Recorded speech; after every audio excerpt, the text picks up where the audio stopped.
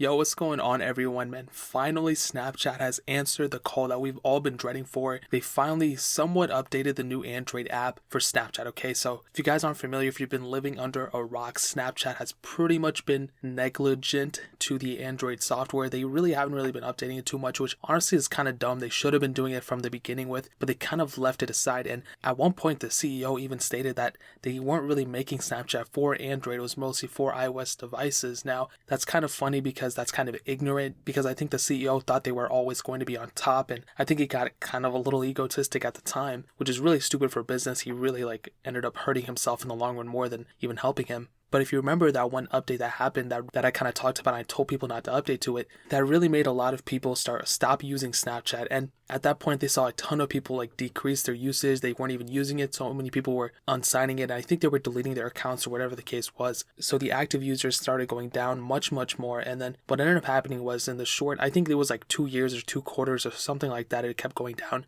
And now slightly there's been a little bit of an increase. But here's the thing. Snapchat recently put out a statement that they were going to update the Android software and the Android app overall. And I made a video about it. And literally I woke up this morning or a couple hours ago and I was like, why is that Android video randomly from a month or two ago? Why is that randomly getting that tens of thousands of views right now? And I found out it's because they updated the app. So that's why that was going crazy. So within it, there's really no crazy features that were added. The UI is practically the same. I think the camera quality is the same too. I don't see anything too crazy. The biggest difference from what I've heard and what I've stated and what I've seen in the thing is that basically the new Android app is less laggy, it's less buggy, and overall it's just faster, which is awesome. I like that a lot. When I was using it, you can see it. It's not anything too crazy. I've seen crazier things before. It's still kind of awkward, and I really do think Snapchat is just trying to play catch up right now. They're just trying to go and just push as much Android revolutionary updates they can, even though it's not even that crazy. They're just trying to push as much stuff to Android as they can, because that is a huge part of their market share. I think when the CEO at one point stated that it was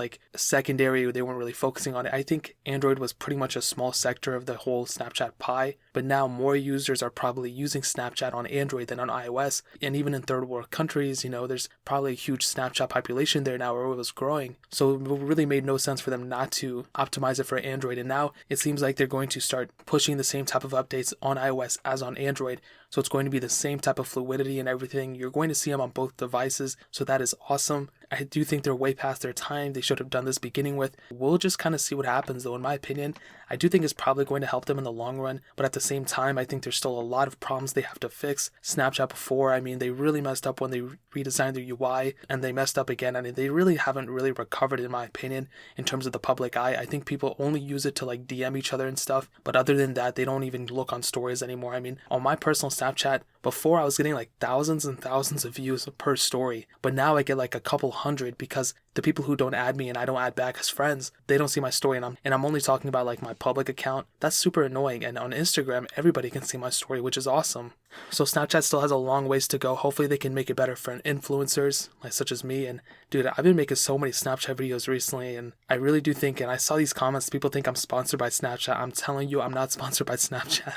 If they want to sponsor me, go ahead. I'll probably start saying happy things about you. But other than that, if you're on an Android device, I would probably recommend you to update. If you're waiting for something, or if you haven't even updated in months or years before the UI design, then you can stay there. But I think I'm pretty happy for it. And if you're wondering why I'm recording it this way and not the other way, it's because my camera microphone stopped working. So now I have to wait for a new one or fix this one. So I have to record the audio after and edit it and then record the video, but it's whatever. But that is pretty much it. If you guys have any questions or anything, leave it down in the comment section below. Hit that like button, that'll mean so much, but definitely hit that subscribe button. Every single subscriber that we get really does count, so it'll mean so much if you guys could hit that. Also check out the other links down in the description as well. My Twitter, my Instagram, my second channel. All those links are linked down below. I'd really appreciate if you guys could check it out. But more importantly than everything else, I love every single one of you guys. Hopefully I'll catch you guys in the next video. Peace out till then.